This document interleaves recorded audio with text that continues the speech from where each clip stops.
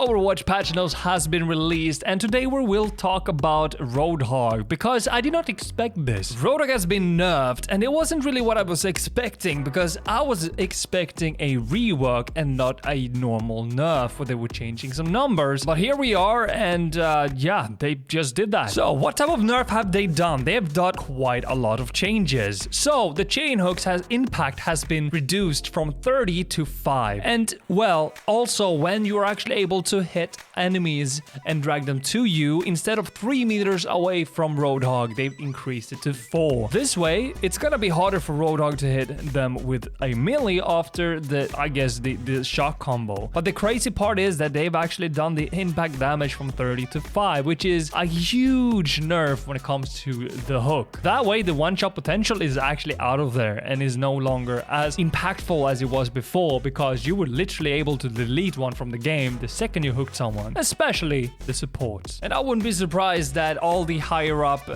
ranked players are gonna be super happy about this specific nerf. But Overwatch did not stop there. They kept going and were actually nerfing the pellet damage from 6.6 to 6 damage per pellet. That is a big nerf too. So imagine that his shotgun, is what I would like to say, is not as strong anymore. And the crazy part is also that they changed the recovery time from when you get hooked from 0.85 to 0.8, which is also a kind of a big nerf there. Maybe not a huge one, but still quite a big nerf. I am assuming that while nerfing the pellets, they actually did one type of buff, which was the reload speed that went from 2 seconds to 1.75.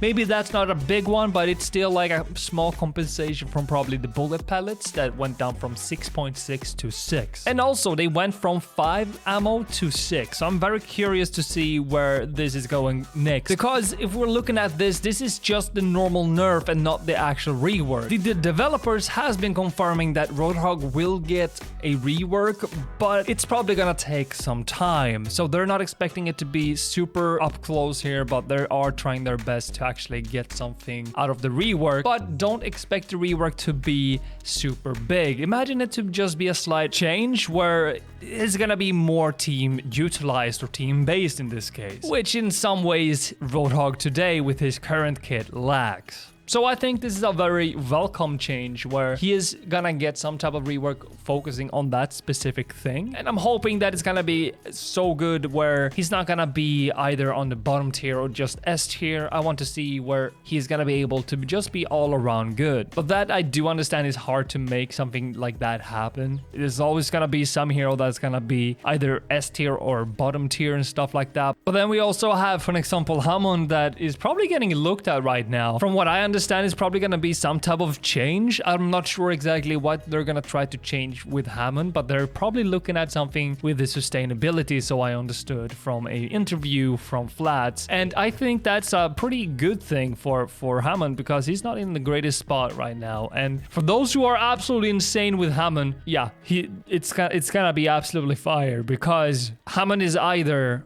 S tier or absolutely garbage, to be fair. What do you think about the changes that Blizzard have done with Roadhog? Do you think it's good? Do you think it's bad? Do you love the one-shot? Personally, it's always a little bit fun to one-shot people, so I'm gonna miss that. I'm not gonna lie, but I do understand the controversy about this whole thing, and I do absolutely think that this is valid for Blizzard to do. But, you know, at the same time, I kind of like just being able to one-shot people as a douche. It's just fun. But if you do enjoy the video, don't forget to press that like button, subscribe, and all that beautiful things. I'm hoping to maybe hit 500 subs. That would be absolutely amazing. I want to surpass my current main channel's subscriber count, which is 505, so it would be kind of cool to reach there. Anyways, you guys are absolutely amazing, and I wish you guys a wonderful night or day. Bye.